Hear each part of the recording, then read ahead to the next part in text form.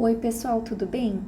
Então, seguindo aqui os nossos encontros, hoje eu queria falar um pouquinho para vocês de como ler e interpretar textos de filosofia, apresentando algumas técnicas práticas aqui de como fazer isso de uma maneira mais direta, né? E claro, vai ser apenas uma perspectiva, né? Uma metodologia de trabalho, a gente sabe que existem várias. Então, começando aqui com uma observação inicial. Como já sabemos, técnicas são apenas instrumentos. Então, eu acho que essas alturas já está bem claro para todos nós, em relação aos outros encontros que a gente viu também, que tem diferentes maneiras de proceder para fazer uma pesquisa em filosofia. Então, é importante saber que não quer dizer que tem uma técnica única, perfeita. A gente vai ver diferentes técnicas e aí ver o que vai funcionar na prática, aplicando mesmo, a gente vê o que funciona melhor para a gente. Então, conhecer técnicas que já foram testadas e aplicadas por pessoas mais experientes podem nos auxiliar. Então, certamente, a gente ouvir e ir atrás, inclusive, não só do que a gente está apresentando aqui para vocês no curso, pessoal, mas de outras pessoas também que fazem pesquisa em filosofia, perguntar como que elas fazem, sempre é muito útil para a gente ver alguns caminhos ali. Porém, apenas com a prática vamos conseguir maestria na atividade de ler bem textos de filosofia. Então, não tem nenhuma outra maneira de se realmente adquirir essa habilidade a não ser praticando. Então, nesse caso, gente, funciona como absolutamente tudo na vida, tá? Só na prática mesmo a gente vai tendo essa maestria e conseguindo de fato fazer isso com mais facilidade. E com o tempo, por mais difícil que seja num primeiro momento, os textos de filosofia são de fato desafiadores, com o tempo vai ficando mais fácil sim. Então, pessoal, o foco hoje vai ser a questão da leitura de textos filosóficos. E eu vou estar apresentando algumas especificidades que aparecem nos nossos tipos de texto, e algumas etapas que é uma indicação de como fazer. Qual é a referência principal aqui? É esse texto, Como Ler um Texto de Filosofia, esse livro do professor Antônio Severino. É uma das obras aí que a gente pode utilizar e eu vou estar me baseando muito no trabalho do professor Severino do que eu vou apresentar para vocês. Tem várias outras metodologias, tá, de trabalho, pessoal. Vocês vão ver que essa metodologia de trabalho ela é bem detalhada, ela é bem assim, passo a passo.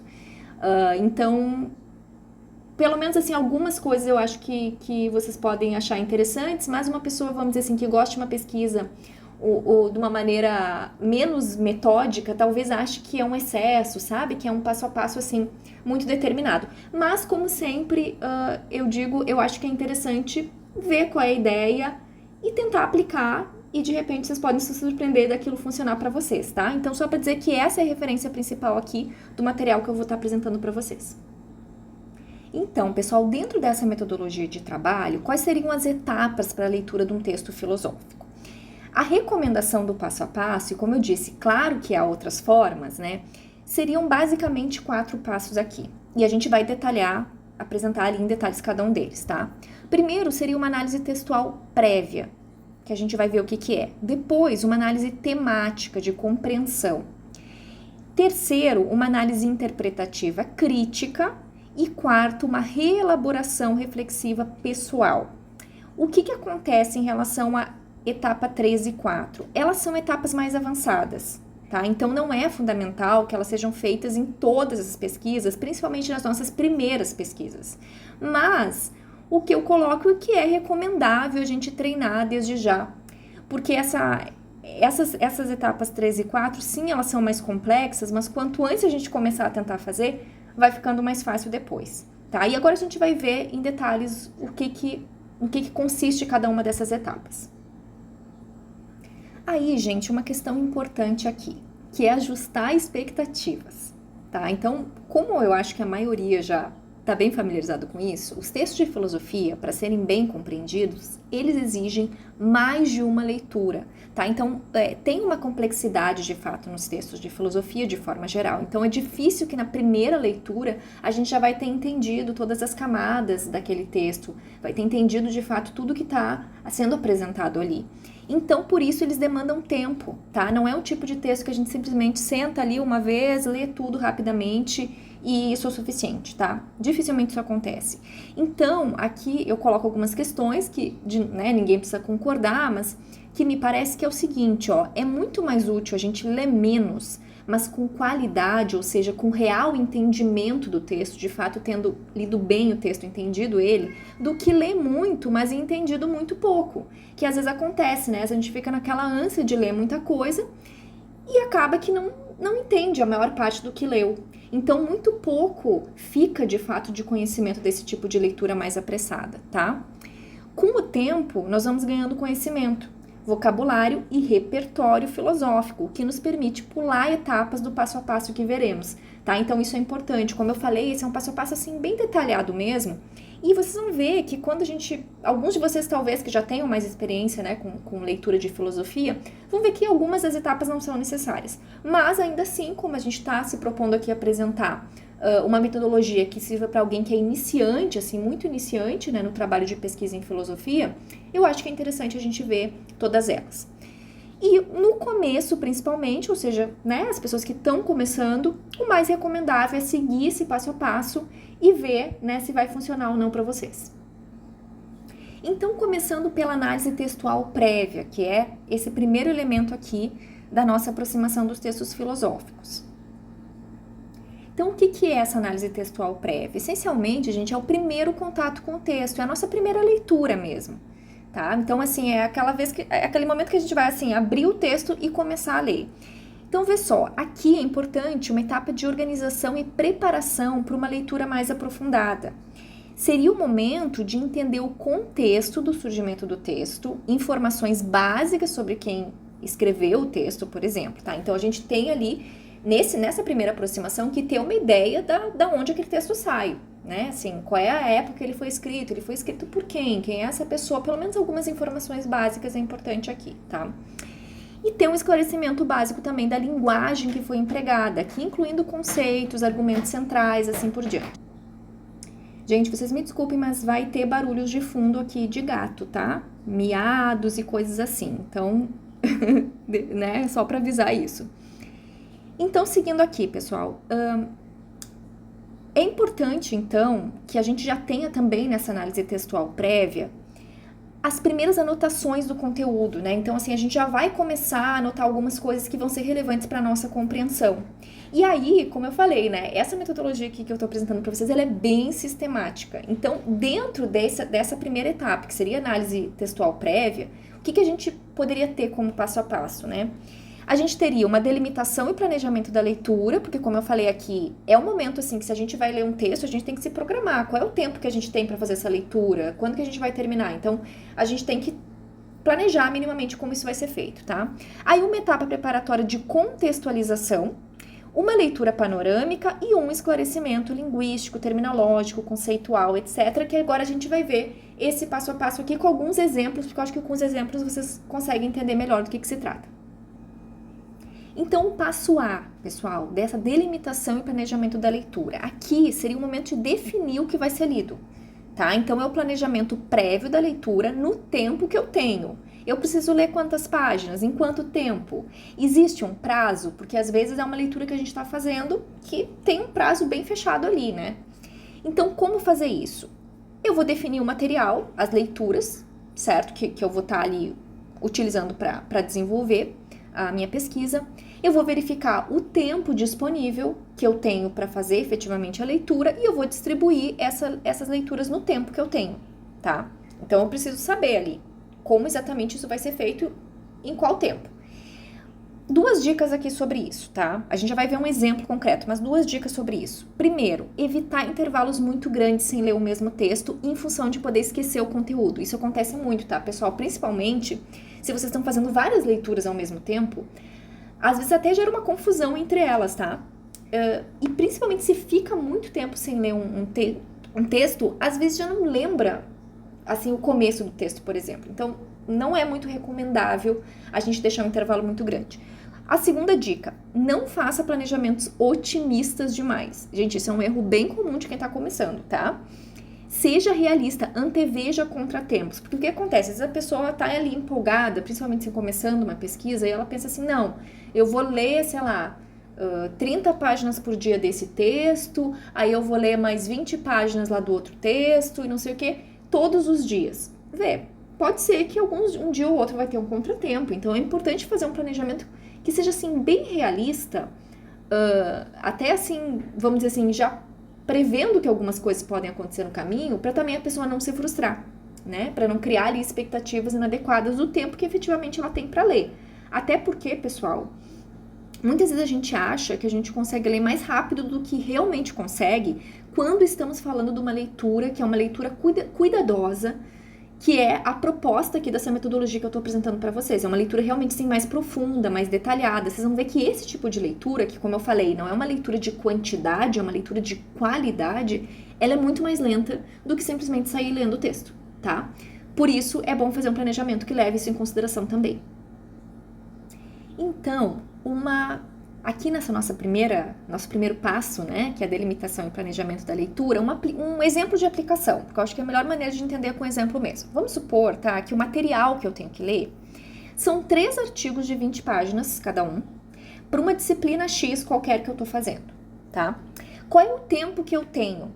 Eu tenho 4 meses, 16 semanas para ler tudo isso, para ler para essa disciplina especificamente esses 3 artigos de 20 páginas. Como que eu vou planejar isso? Eu vou fazer uma distribuição, então, em que eu me planejo para ler aproximadamente 5 páginas por semana. Vê, é um planejamento bem realista, gente, é 5 páginas por semana, não é muito. Terminando tudo em 12 semanas, tá? Então, vejam só, eu tenho 16 semanas, mas eu fiz um planejamento para terminar em 12 semanas. Tá? Antes do prazo final, porque no caso de eu ter algum contratempo, eu precisar revisar alguma coisa, assim por diante, surgiu uma outra questão mais urgente, tá? Então esse é um planejamento assim bem realista para poder dar conta dessas leituras. Claro que eu tô colocando aqui não é uma quantidade grande de leituras, normalmente a gente tem bem mais do que isso para os cursos, né? Mas é só para exemplificar uma maneira da gente planejar que leve em consideração o tempo que a gente tem, mas não utilizando todo ele justamente para ter essa flexibilidade. Essa questão, gente, de fazer um planejamento flexível é especialmente importante quando a gente está falando de pesquisas mais complexas, tá? Porque às vezes a gente quer ler muita coisa e acaba assim não dando tempo, e aí como a gente planeja, né, que vai dar conta de tudo aquilo, às vezes a gente acaba não conseguindo priorizar aquelas leituras que são mais importantes.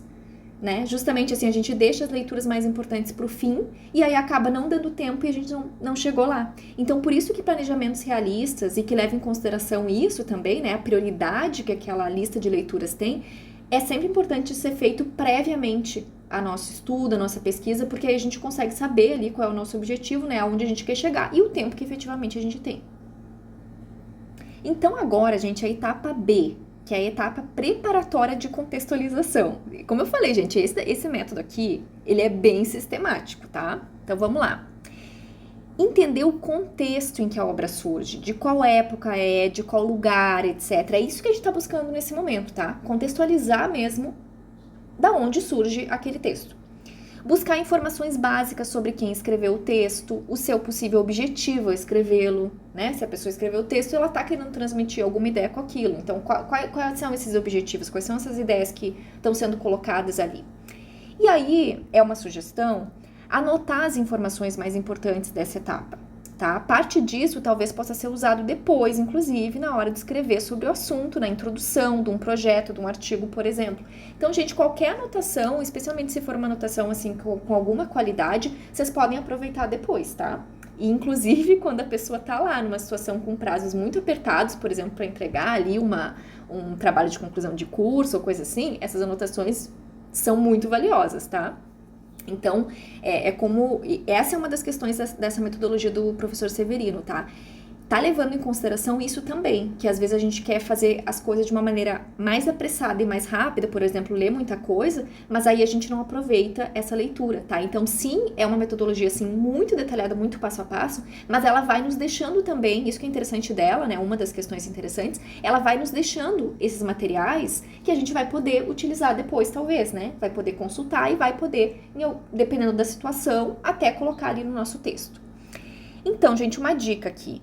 Cuidado para não exagerar nessa pesquisa inicial, tá? Não se trata de conhecer todo o contexto histórico em detalhes ou de ler, por exemplo, uma biografia do autor, da autora, tá? O que a gente busca nesse momento é apenas o básico para contextualizar. Isso é importante dizer também, porque às vezes a pessoa se empolga, né? Principalmente no começo ali da pesquisa, a pessoa tá muito empolgada e às vezes acaba ali querendo saber, sei lá, todo o contexto histórico sobre, né, assim, da época daquele livro, e aí não tem tempo para ler o livro efetivamente. Então, também ter esse equilíbrio aqui.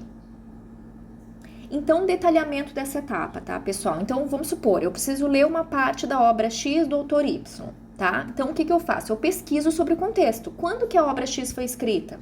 Quais as ideias mais importantes? Qual é a tese? Qual é o argumento? Ou então, qual é o objetivo central, né? Eu posso, por exemplo, buscar um resumo daquele livro ou uma resenha para poder ter essa visão de conjunto mesmo.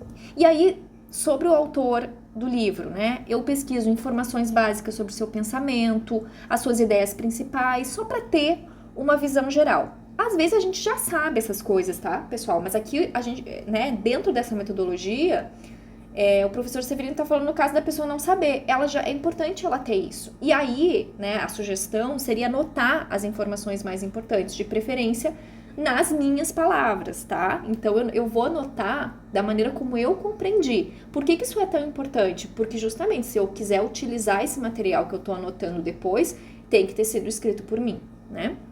Então, uma dica aqui. De forma geral, 3 ou 4 parágrafos é o suficiente, tá? Também pode ser organizado em forma de tópicos ou frases. Por exemplo, publicado no ano X, tese central 1, tal, tese central 2, tal. Tá? Às vezes, colocar em tópicos assim até ajuda a visualizar. A gente vai ver alguns exemplos concretos disso. E dá para depois utilizar ali essa base para poder escrever alguma coisa também. Então, gente, aqui um exemplo de aplicação dessa etapa, tá? Vamos supor que eu preciso ler uma parte do Segundo Sexo da Simone de Beauvoir. Aí, vamos supor que eu não sei nada sobre essa obra, tá? E o que eu vou fazer? Eu vou buscar o contexto. Então, eu posso anotar isso que eu encontrei, por exemplo, na internet ali, né? O Segundo Sexo é um livro publicado em 1949 por Simone de Beauvoir, no qual a autora discute o tratamento das mulheres ao longo da história. É considerada uma das obras mais importantes da chamada filosofia feminista. Nessa obra, ela defende que tal. Não preciso desenvolver muito mais que isso, tá? Só para colocar uma ideia geral para eu saber do que se trata aquele texto que eu vou ler uma parte. Autora, vamos supor que eu nunca ouvi falar da Simone de Beauvoir. Simone de Beauvoir, né, da data do nascimento e morte para eu saber a época que ela viveu, foi uma escritora, filósofa existencialista, feminista francesa, e aí aqui uma série de outras informações básicas sobre ela. Com isso, gente, a gente já tem uma primeira aproximação, certo, daquela obra. Fica mais fácil a gente já chegar com alguma expectativa ali e conseguir entender um pouco da onde, né, aquele texto está saindo. Aí, então, a gente vai para o passo C, que é a leitura panorâmica, tá? Então, essa é a primeira leitura corrida do texto, né? E nessa primeira leitura, a gente lê mesmo o texto, né? A gente vai identificando o que não entende bem. Por exemplo, palavras, conceitos, teorias ou autores que são mencionados ali no texto. A gente vai percebendo essas coisas que a gente não está entendendo. Mas vejam só. Não se busca, nessa etapa específica da leitura panorâmica, não se busca entender tudo, mas sim ter uma visão geral, uma visão prévia, tá? Nesse momento, a gente não está interessado em, assim, de esclarecer todas as dúvidas absolutamente que surgirem. A gente vai fazer uma leitura corrida mesmo, tá? Então, o que é importante aqui? Tem em mãos alguma forma de fazer anotações. Anotações do quê? Das coisas que a gente não entendeu bem, porque depois a gente vai voltar para elas. Então, anota-se tudo que não entendeu bem, tudo que impede o entendimento do texto, tá? A gente vai simplesmente marcar as coisas que, olha, isso aqui não tá fazendo muito sentido para mim. Por quê? Porque nessa primeira leitura corrida, não é esperado que a gente entenda tudo. Então, depois a gente vai voltar nisso. 2 dicas nesse ponto. Dica 1. A gente pode dividir as dúvidas em elementos textuais. Eu já vou mostrar um exemplo disso, tá? Vocabulário, conceito, autores, eventos que são mencionados. Às vezes até marcar de uma maneira diferente, como eu vou mostrar para vocês num exemplo, fica mais fácil para voltar depois na segunda leitura, né? Voltar no texto e já resolver, né, esses nossos problemas, às vezes, que é de vocabulário, por exemplo. Dica 2. Se o texto for muito longo, como um livro, divida em partes e vá fazendo todas essas etapas com cada parte, tá? Por quê? Porque não vale a pena fazer uma leitura panorâmica de uma obra inteira. Vamos supor que vocês têm que ler o Segundo Sexo inteiro. Gente, não é um livro pequeno. Se vocês forem ler o texto inteiro para depois voltar e tentar ali, né, descobrir, ir no dicionário para ver palavras que aparecem com frequência, que vocês não sabem o que é, vocês vão ter perdido muito dessa leitura. Então, é melhor fazer por partes mesmo, tá? Então, por exemplo, dá para fazer isso por um capítulo por vez, se for curto, né? Ou, né, se for curto, dá para ler o texto inteiro, mesmo que entenda pouco. Então, por exemplo, vocês vão ler só a introdução do Segundo Sexo da Simone de Beauvoir. Não tem problema ler inteiro ali, porque é só um trecho, não é um texto tão longo, né? Agora, se fosse um capítulo muito grande, aí talvez também valesse a pena a gente dividir em partes para ir fazendo essas etapas passo a passo. Aqui, pessoal, um exemplo de aplicação bem concreto, tá? Aqui é um trechinho, né, da introdução do Segundo Sexo da Simone de Beauvoir, ali na página 16. E como que daria para colocar na prática essa etapa C aqui da leitura panorâmica, então? A gente vai lendo, e se quiser, por exemplo, eu tô lendo ali, eu marco a lápis, eu coloquei em vermelho aqui para ficar mais visível, tá? Mas nessa etapa, é importante que seja uma coisa que eu possa apagar do texto, tá? Eu marco a lápis ali tudo que eu não entendo bem. Ou apenas eu anoto ali num papel ao lado, tá? Caso seja um livro, por exemplo, que a gente não queira fazer isso, ou tá lendo digital, eu marco ali, então eu escrevo, tá? Vê, qual é a dica aqui? Eu não fico parando a leitura para pesquisar o que eu não entendi. Eu apenas marco, anoto e sigo em frente, mesmo que eu não compreenda tão bem por enquanto. Então, como eu falei, a leitura panorâmica, o objetivo dela é ler mesmo o texto de maneira corrida. Então, eu vou só anotar, eu vou marcar, é importante que eu marque as coisas que eu não entendi, mas nesse momento eu não vou ficar parando e indo para o dicionário. É uma primeira leitura para eu ter essa aproximação. Observação. Se marcar no texto, eu apago depois, pois é apenas para pesquisar o significado, tá? Então, veja, eu não estou marcando porque é importante, eu estou marcando porque eu não entendi. Então, é importante que seja, né, uma forma de marcação que eu consiga apagar depois. E vejam aqui nesse exemplo, então, tá? O que foi marcado? Vê, ó, foi circulado aqui essas palavras que estão indicando nomes de pessoas, Diderot e Stuart Mill. Vamos supor, eu não sei quem são esses caras, eu quero saber, tá? Eu marquei, como eu vi que são pessoas, eu marquei ali o nome deles, tá? Aí, apareceu aqui uma palavra querela. Vamos supor que eu não sei o que é. Eu vou simplesmente aqui, por exemplo, sublinhar querela e sectários. Vamos supor, eu não sei o significado dessas palavras. Eu vou sublinhar aqui, pra quê? Pra eu ir pro dicionário depois. São palavras que eu não entendi o significado. Aí, eu marquei dessa forma aqui, né, com um quadrado assim na volta, um retângulo na volta, a palavra feminismo. Por quê? Porque aqui, ok, eu posso ir para o dicionário, mas aqui já é uma questão mais conceitual, né? Eu sei que assim, mais ou menos eu posso ter uma ideia do que é feminismo, mas talvez seja melhor eu pesquisar, por exemplo, na internet, do que simplesmente pesquisar no dicionário, essa questão, para eu ter um conhecimento um pouquinho maior, contextualizar um pouquinho mais. E aqui eu marquei, assim, dessa forma diferente ainda, Revolução Industrial. Por quê? Porque tá falando, por exemplo, de um evento histórico.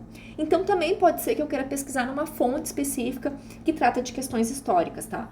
É necessário, gente, marcar de uma maneira diferente? Não. Mas ajuda, é uma sugestão que, assim, faz com que ajude a gente depois a fazer essa pesquisa prévia, tá? Porque, por exemplo, algo que está simplesmente sublinhado, que eu sei que eu vou direto para o dicionário, já me chama atenção, aí eu posso, numa vez só, já pesquisar isso, por exemplo. Então, seguindo aqui, né, gente, dentro desse exemplo específico, ó, com base no que eu li, que eu marquei a lápis no texto, que como eu falei, essa marcação é opcional, eu vou escrever nas minhas anotações o que eu preciso pesquisar depois, né? Eu posso simplesmente estar lendo o texto e escrever direto, sem nem sublinhar no texto, tá? Ali. E a minha sugestão aqui é dividir em categorias. Então, por exemplo, vocabulário, querela e sectário, né? São palavras que, vamos supor, eu não sei o significado. Conceitos, feminismo.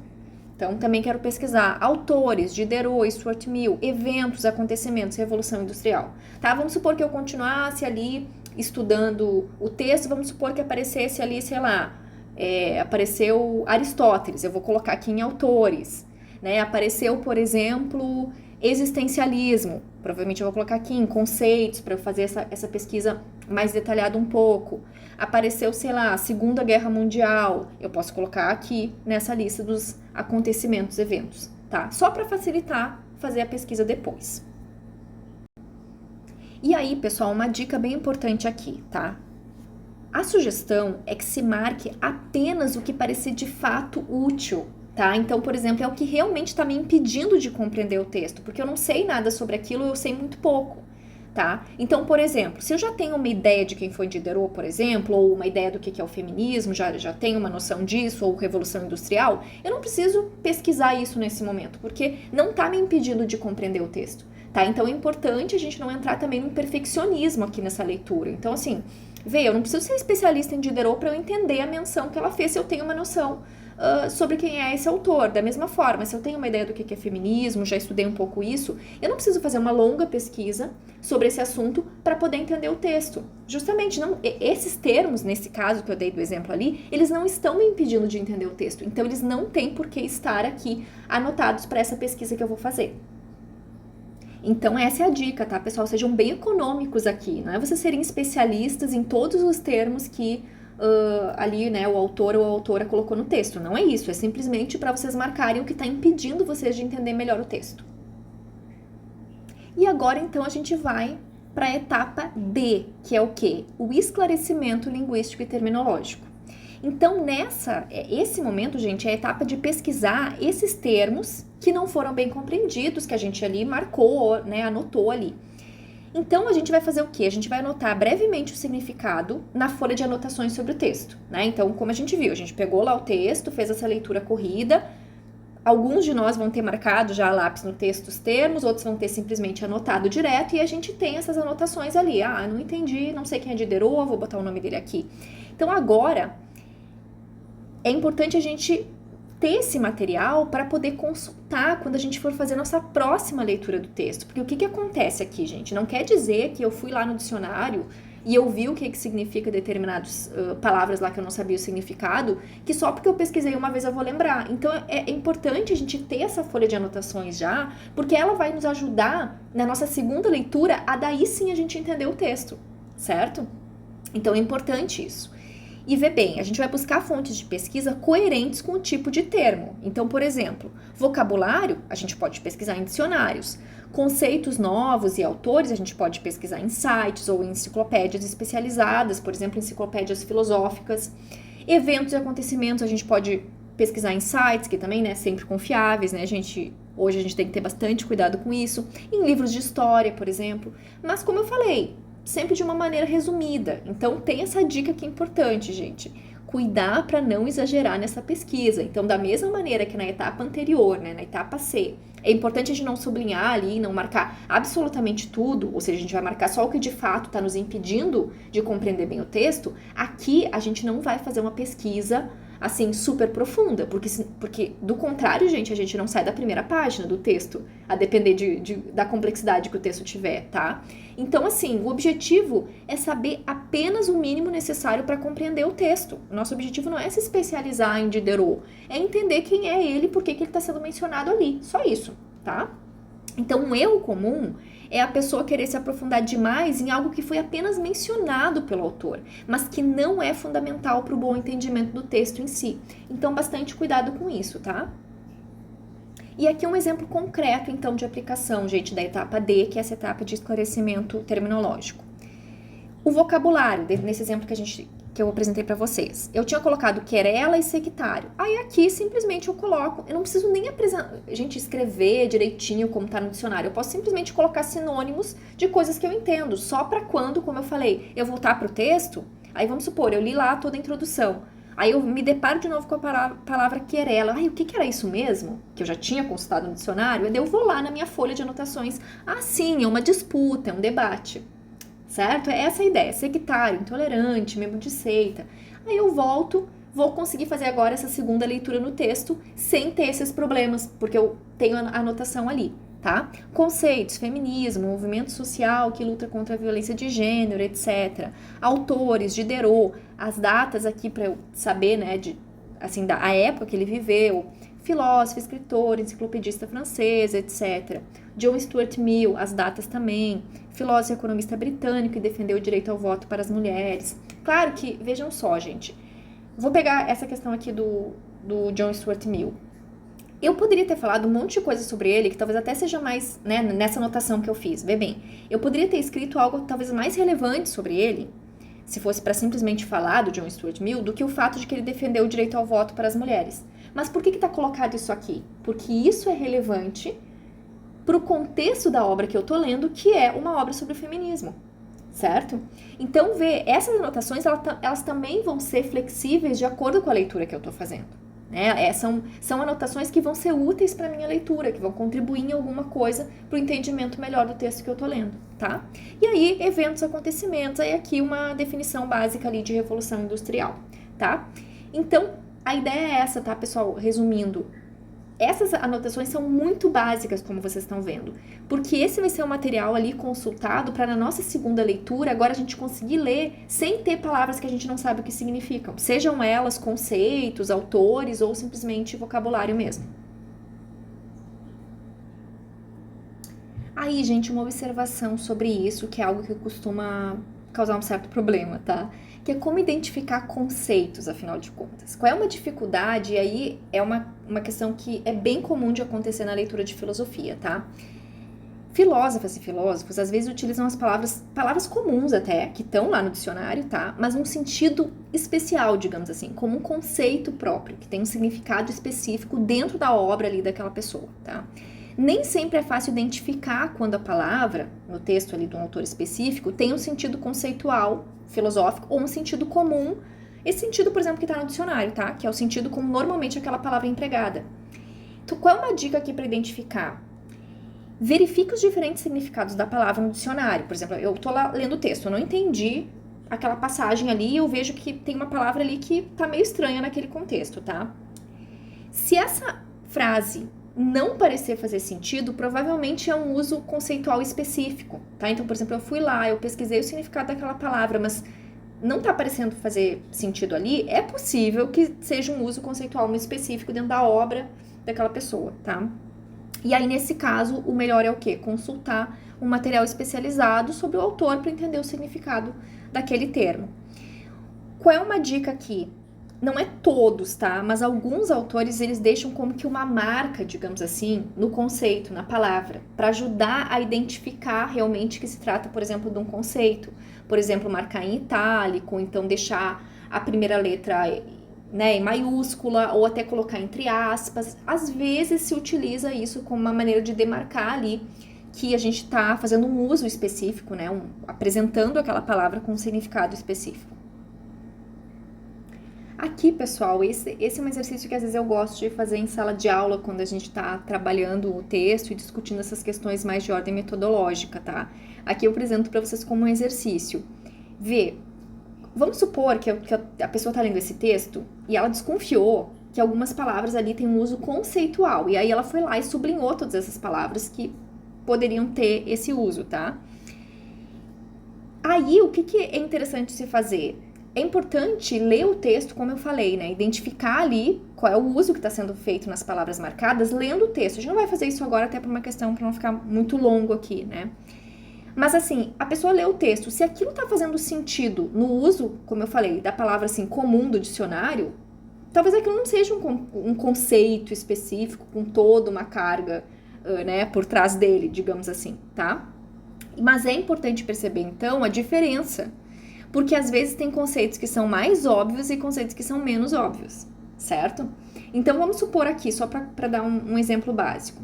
A pessoa está lendo o texto e, vejam só o que eu falei em primeiro lugar da questão das palavras marcadas. Vejam que essa expressão aqui em si, esse é também um trecho do Segundo Sexo, tá, gente? Na introdução ainda, a Simone de Beauvoir marcou já entre aspas, o que já nos dá, pode ser que ela tá fazendo um uso aqui conceitual dessa expressão, por isso que tá marcado assim. Aqui no final também, gente, olha só. Aqui a palavra outro, que a princípio, né, é uma palavra comum, ela tá colocada em letra maiúscula aqui, certo? Que, de fato, é um conceito na obra de Simone de Beauvoir. Mas, às vezes, não vai ser tão óbvio que é um conceito, né? Por exemplo, a questão do conceito de projeto, certo? Às vezes não é, então, uma coisa tão óbvia. A gente vai percebendo ali pelo contexto, pela forma um pouco diferente pela qual essa palavra vai aparecendo ao longo do texto, e também no fato de que essas palavras que têm esse uso conceitual, às vezes elas são, sim, palavras assim diferentes, mais estranhas, mas às vezes elas são palavras, digamos, comuns, como por exemplo a palavra projeto. Só que aí ela vai aparecendo com uma certa frequência maior no texto também, que é outra coisa que nos chama atenção. Tá? E isso, gente, não se preocupem tanto com essa questão assim, mas às vezes eu me confundo, eu acho que é um uso conceitual diferente, é simplesmente, digamos, um uso comum, né, da palavra.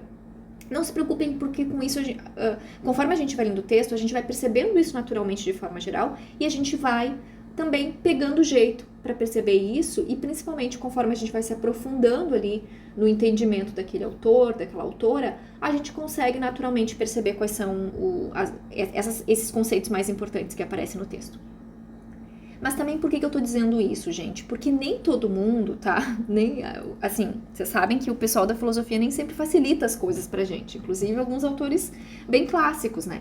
Nem sempre vai aparecer, né? A pessoa vai dizer assim, por exemplo, pelo conceito de outro, estou entendendo tal e tal coisa, significa isso, isso e aquilo. Nem sempre a pessoa vai fazer isso, às vezes ela vai simplesmente colocando aquele conceito ao longo da obra. Claro que a gente vai entender, lendo a obra a gente vai entender o que quer dizer, mas não necessariamente vai se apresentar uma definição específica ali, certo?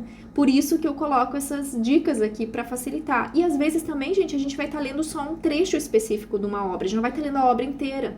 Então, às vezes, já vai ter aparecido ali uma definição antes no texto, só que a gente está lendo só um trecho. Então, também tem essa questão. Então, pessoal, em relação a essa primeira etapa que a gente acabou de ver aqui, que é a análise textual prévia, que como a gente viu, ela foi dividida, né, para ser sistematizada ali em 4 passos específicos que a gente acabou de ver. Quais são os objetivos esperados dessa primeira etapa? A gente planejou o tempo que precisa para ler o texto, ou seja, a gente tem um cronograma básico de leituras ali, já foi feito aqui nessa etapa. A gente já sabe o básico sobre o autor ou sobre a autora, certo? O fundamental a gente já sabe, a gente sabe o básico também sobre o contexto em que o texto surgiu.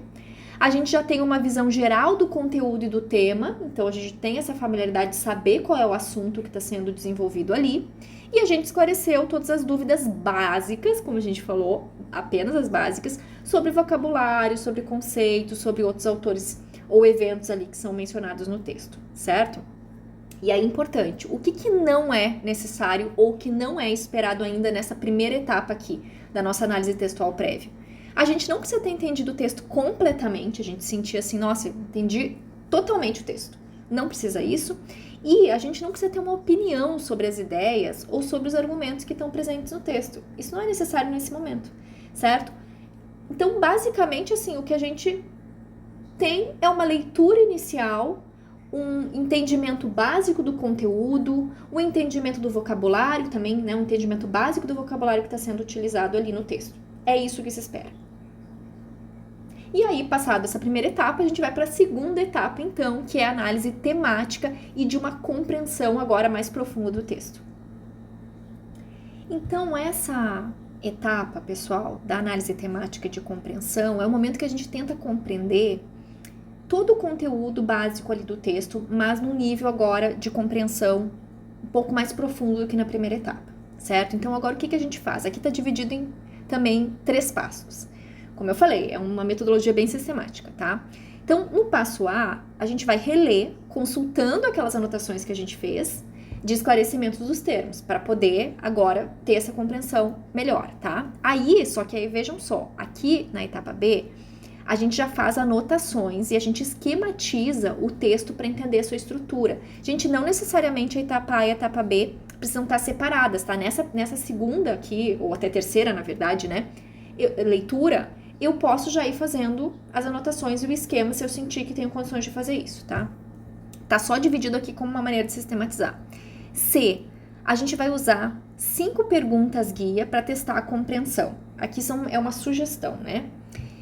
Qual é o tema, qual é o assunto do texto? Qual é o problema filosófico que está sendo apresentado? Ou então, por que esse tema e esse assunto é relevante? Qual é a resposta ao problema? Ou qual é a tese, qual é o ponto de vista principal que está sendo colocado ali? Quais os principais argumentos ou ideias que o autor apresenta a favor do seu ponto de vista? quais outras ideias secundárias são relevantes ou interessantes. Então vejam, gente, algumas dicas sobre isso, tá? Dica 1. Pode ser que nem todos os textos contenham respostas para todas as perguntas acima, tá? Dependendo do texto, é importante alterar, reformular essas perguntas. Essas aqui são perguntas, assim, indicações, tá? Que o professor Severino coloca para ter uma aproximação, uma compreensão já numa camada mais profunda do texto, certo? Mas não precisa assim, nossa, eu preciso conseguir responder super bem todas essas perguntas. Não é necessário, mas elas são aqui uma visão geral para a gente poder ter algum guia, né, para se aprofundar. Dica 2. Nem sempre vamos conseguir compreender perfeitamente, pois o texto pode exigir muito conhecimento. Então, gente, também vamos ter essa flexibilidade de entender que alguns textos são bem mais complicados do que outros, né? Especialmente quando a gente tem uma distância histórica muito grande do texto, pode ser que seja muito difícil, de fato, conseguir, por exemplo, responder todas essas perguntas. Mas elas são ali um horizonte, né? A partir do qual a gente, assim, é quase como o nosso ideal, talvez, seja conseguir em algum momento responder isso. Mas também não se cobrem demais nessa etapa. Então, pessoal, detalhando aqui um pouquinho o passo a passo, tá? Nosso primeiro passo, que é a releitura. Aqui, então, é o momento de reler o texto, consultando as anotações de esclarecimento dos termos, como eu já tinha dito. Essa leitura, gente, já é uma leitura mais atenta, é uma leitura mais detalhada do que aquela primeira leitura ou aquelas primeiras leituras que a gente fez. Aqui, realmente, assim, tô tentando entender o melhor possível o texto com as informações que eu disponho. Quando necessário, talvez seja preciso, e muitas vezes no caso de texto de filosofia, vai ser importante reler algum trecho mais difícil mais de uma vez, buscando compreender de fato. Às vezes a gente vai precisar ler ali várias vezes, por exemplo, um parágrafo um pouco mais complexo, né, um pouco mais denso. E é esperado, após essa releitura, que tenha compreendido tudo o que for fundamental, pelo menos, né, uma compreensão ali geral, fundamental do texto. 2 dicas em relação a esse ponto, tá? Primeiro, pode ser nessa etapa que a pessoa perceba ali que tem novos termos, por exemplo, vocabulário, conceitos, que ela não entendeu bem. Pode surgir ali, nossa, essa palavra eu não tinha me dado conta, mas na real eu não sei o que ela significa. Então, eu, né, vou precisar voltar, na verdade, para aquela etapa anterior e fazer uma pesquisa complementar, certo? Isso é normal de acontecer. Outra dica, algumas pessoas gostam de grifar o texto já nessa etapa de releitura. Já marcar, por exemplo, caso possa fazer isso, né? Marcar algumas passagens ali do texto que sejam relevantes para já chamar atenção ali. Se a pessoa, por exemplo, nossa, eu vou marcar aqui então as passagens que talvez eu queira citar, caso eu vá escrever sobre esse texto. Já deixa ali marcado nessa releitura, nesse momento, nessa etapa. Então, agora o passo B, pessoal, que é as anotações e um esquema do texto. Aqui a gente vai grifar no texto, então, as passagens mais significativas e a gente vai fazer anotações. Tanto assim um resumo, como também, caso a gente tenha algumas ideias ali que a gente tá tendo ao ler o texto, a gente já escreve também, tá? Isso, como eu falei, pode ser feito ao mesmo tempo que a releitura ou após, ou seja, pode ser feito ao mesmo tempo que a etapa anterior, né, da nossa releitura, ou então a gente pode fazer num segundo momento. E aí, se for feito nesse segundo momento, a gente vai precisar fazer uma nova leitura do texto, tá, gente? E aí, de novo, depende da complexidade do texto. Se o texto não for tão complexo, é possível fazer de forma simultânea, ou seja, a etapa A, que a gente acabou de ver, pode ser feita junto com essa etapa B, ou pelo menos essa primeira parte dela, né? Porque a gente já tá entendendo, não é tão complexo assim. Uma coisa importante aqui. Escreva de forma a ficar clara a diferença entre o que é uma anotação de resumo, ou seja, eu estou resumindo as ideias ali do autor ou da autora do texto, certo? Simplesmente fazendo um resumo do texto, e o que são ideias suas sobre o texto, tá? Então, vamos supor que eu estou lendo ali o texto da Beauvoir, e aí eu estou fazendo um resumo, mas me vem uma ideia, por exemplo, nossa, isso daqui é muito parecido com um outro texto de uma outra autora que eu li. Isso não está no texto, foi uma ideia que eu tive, é uma relação que eu fiz. Então, eu anoto isso como uma ideia minha, que pode me permitir, por exemplo, em algum momento, escrever um texto que eu estou comparando a Simone de Beauvoir com essa outra autora que me lembrou ali, certo? Então, é importante eu deixar bem marcado o que é resumo e o que são ideias minhas. Outra coisa, se quiser, você pode fazer um esquema do texto, na forma de um mapa mental, por exemplo, para entender a estrutura né, os temas principais, as ideias, os argumentos e tudo mais, né? Então, é uma sugestão, se quiser, tá, gente? Não é absolutamente necessário. E como vão ser feitos aqui essas anotações, esses fichamentos, a gente já viu, né, em alguns encontros anteriores, algumas sugestões sobre isso. Vai muito, assim, do gosto de cada um também, tá? Como vai desenvolver essas anotações aqui. Aí, de novo, 2 dicas sobre esse ponto. Procure escrever apenas o necessário. Isso daqui, gente, é uma dificuldade comum, principalmente para quem está começando a fazer pesquisas, tá? Resumos e anotações enormes, eles são meio que inúteis, porque se é para ter um resumo gigante, eu vou direto pro texto, certo? Então, assim, eles se tornam muito difíceis de reler, da gente voltar. A ideia do resumo, a ideia dessas anotações é que seja esse material secundário que vai ser útil pra gente, tá? Então, não escrever demais ali.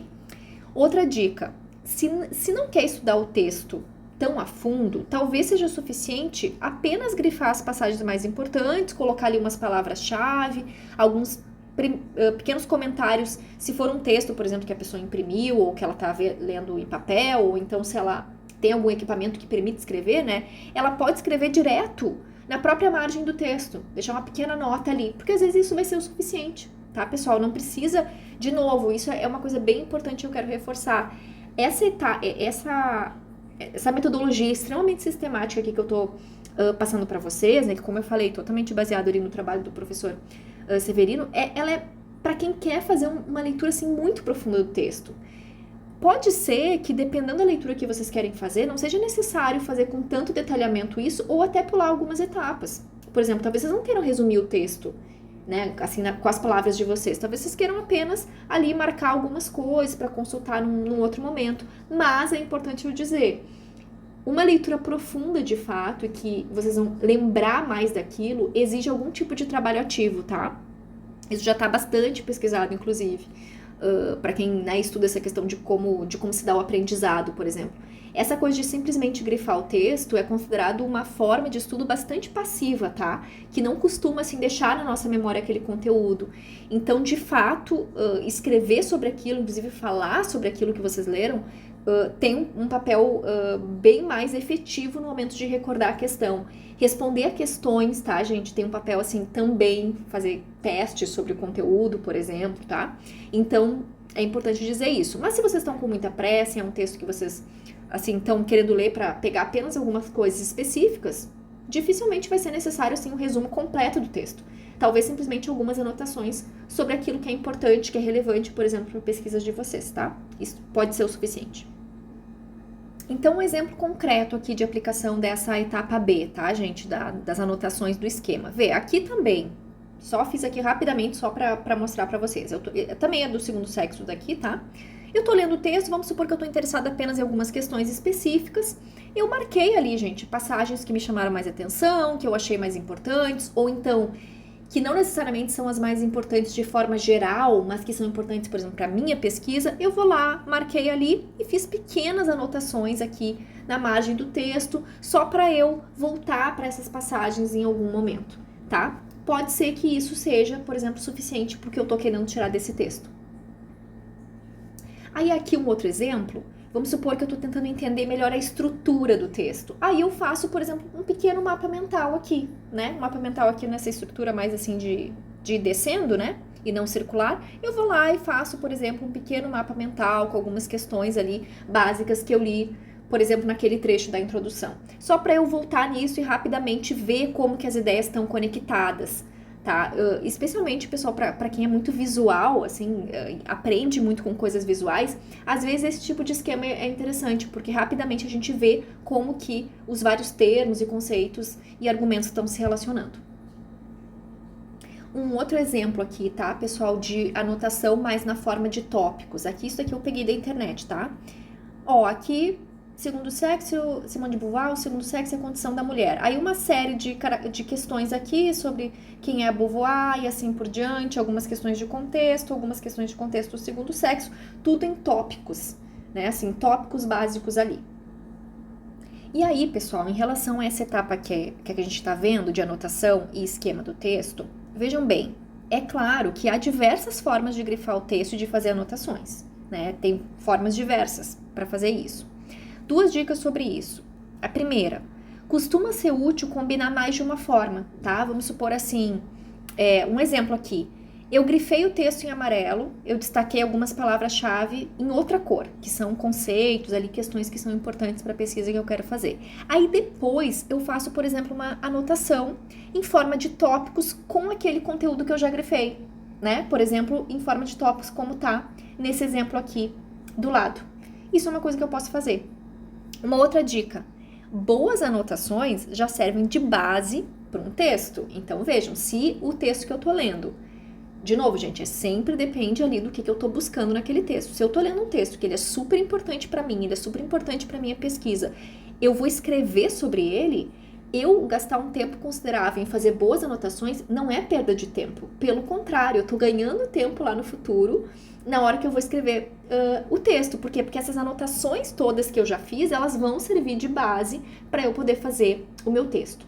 Gente, sobre essa questão, mais pra frente eu vou mencionar pra vocês, aliás, na nossa segunda aula, né, continuando esse conteúdo, eu vou mencionar pra vocês um método que é o Zettelkasten, que ele é muito interessante para poder fazer anotações de uma maneira bem efetiva, que é um tipo de anotações que já relaciona várias notas que a gente tem e que é extremamente útil para a gente desenvolver pesquisas. Eu não vou estar ensinando, eu não vou ensinar e aprofundar esse método, tá, do Zettelkasten, porque ele é bem complexo, né, exigiria mais tempo e já tem bastante material interessante sobre isso. Eu vou deixar para vocês recomendação desse material e também, gente, ele é mais, eu considero mais avançado, tá? Não considero que é bom assim para quem tá começando uma pesquisa em filosofia, mas eu vou deixar a referência para vocês depois.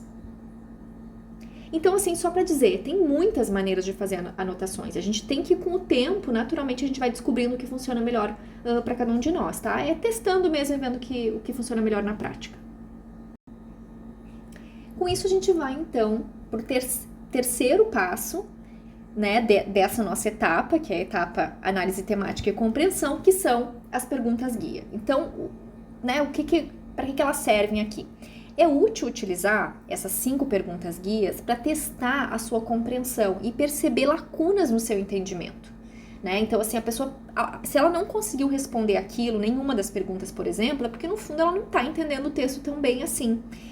Essas perguntas, tá, pessoal, elas podem ser respondidas por escrito, em voz alta, por exemplo, ou apenas em pensamento. Não necessariamente precisa responder realmente as perguntas escrevendo, tá? Por que é tão útil isso daqui? Porque muitas vezes a gente não percebe que a gente não entendeu algo, até precisar responder perguntas sobre o assunto. Inclusive, gente, em várias pesquisas sobre a questão de ensino mesmo e de aprendizado, essa é uma das razões pelas quais responder testes e questões sobre determinado conteúdo que a gente estudou é tão efetivo para a memorização e para o aprendizado e para a melhor compreensão, para assimilação mesmo desse conteúdo. Por quê? Porque às vezes a gente pensa que entendeu, né? A gente, por exemplo, assistiu um vídeo, não, eu tô entendendo tudo, beleza, a gente lê um texto, compreendeu o conteúdo, mas se precisar falar sobre aquilo, aprofundar a questão, a gente não vai conseguir fazer. Ou seja, no fundo a gente não compreendeu tão bem assim, a gente só não se deu conta. Por isso que essas perguntas, e de novo, essas são algumas perguntas ali, poderiam ser outras, mas elas acho que servem como uma base aqui, né? Então, claro que é possível adaptar, é possível alterar como achar melhor, mas eu acho que não custa começar por elas aqui para ver, para testar um pouquinho, né? Como que se a gente entendeu mesmo, afinal de contas. E aqui, como eu já tinha colocado, né? Qual é o tema, qual é o assunto, qual é o problema, ou então por que o tema ou o assunto é relevante, qual é a resposta ao problema, ou qual é a tese, ponto de vista. Isso daqui vai depender muito do tipo de texto, né? E do que eu estou interessada em saber sobre o texto.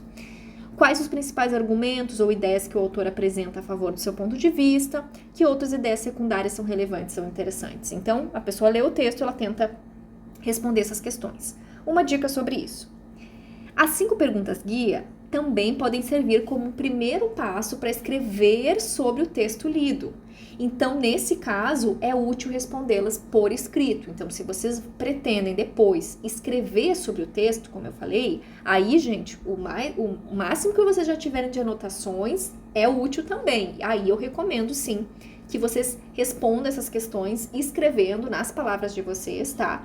porque isso daqui vai ser um material ali bem útil no momento que vocês estão lá, por exemplo, fazendo um trabalho de conclusão de curso, ou então, né, fazendo um trabalho para entregar para uma disciplina ali, para um curso que vocês estão fazendo, tá? E aqui, então, gente, um exemplo de aplicação dessa etapa das perguntas guia, tá? Um exemplo de aplicação utilizando ali a introdução do segundo sexo, que é o que a gente estava, né, utilizando como exemplo aqui.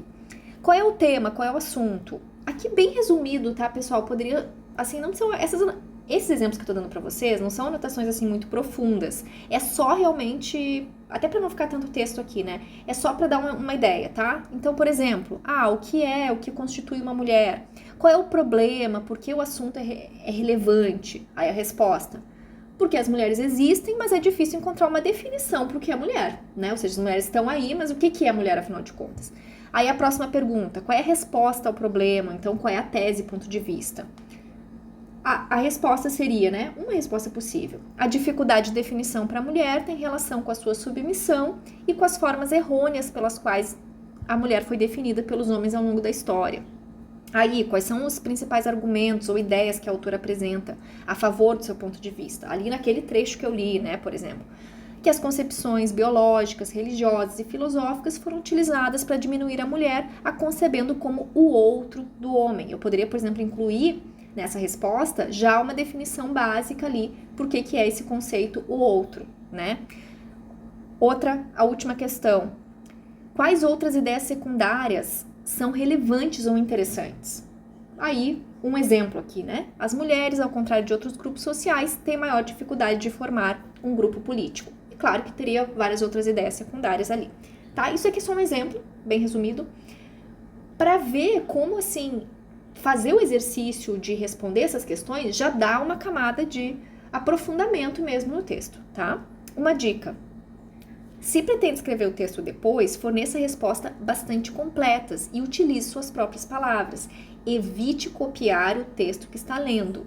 Mais tarde, você pode elaborar o começo do seu texto a partir dessas respostas. Então, um pouco como eu já estava falando para vocês, né, pessoal? Inclusive, assim, mesmo que não vá escrever sobre o texto, eu recomendo por uma questão do aprendizado mesmo, tá? Da qualidade do aprendizado, escrevam nas palavras de vocês. Mesmo que bem curtinho, rapidamente, se é um texto que tem alguma relevância para uma pesquisa que vocês estão fazendo, eu acho que é interessante fazer esse exercício dessa forma, sempre assim nas suas palavras. E, de novo, se não vai escrever sobre o texto, não pretende voltar muito nele, não pretende aprofundar, faz o exercício pelo menos assim, respondendo em voz alta ou, né, respondendo mentalmente essas questões, porque já é uma forma de testar o entendimento e o aprofundamento que a leitura de vocês trouxe.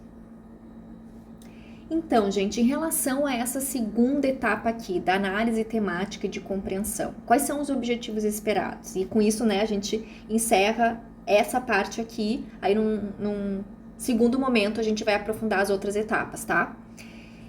Vejam bem, o que é esperado então aqui? É esperado que a gente tenha compreendido pelo menos a maior parte do texto, certo? A gente fez anotações sobre aquilo que foi lido, ainda que anotações muito básicas, muito simples assim, tá?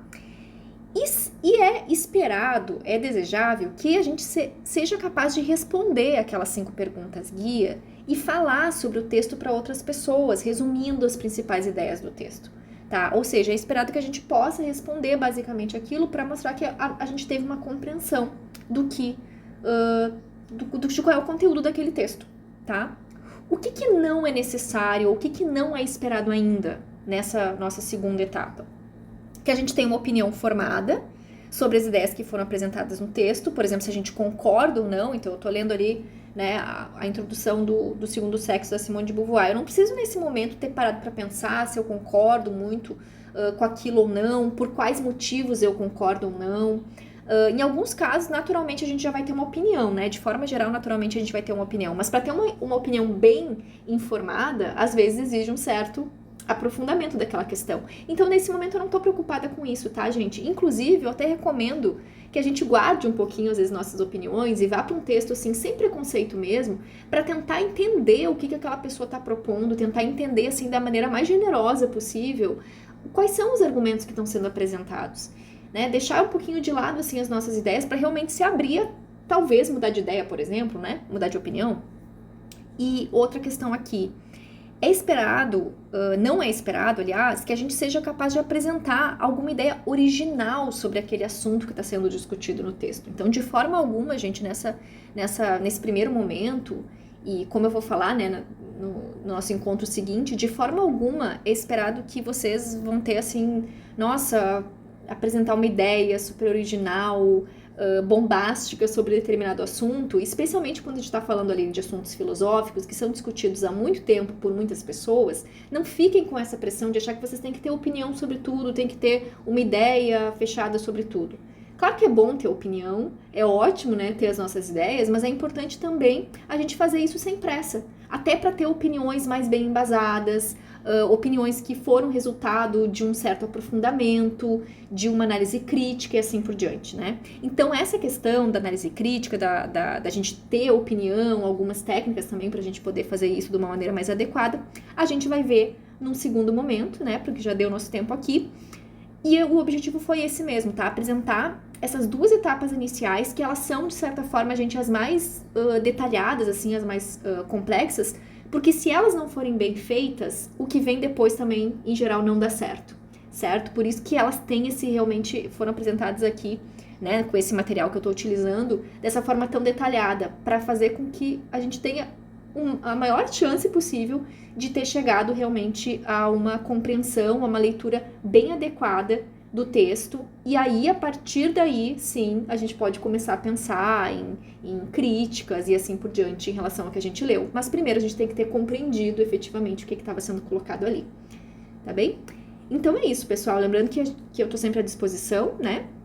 Fica o contato aí, e também vou passar esse material para vocês, para quem quiser, né, aprofundar um pouquinho mais.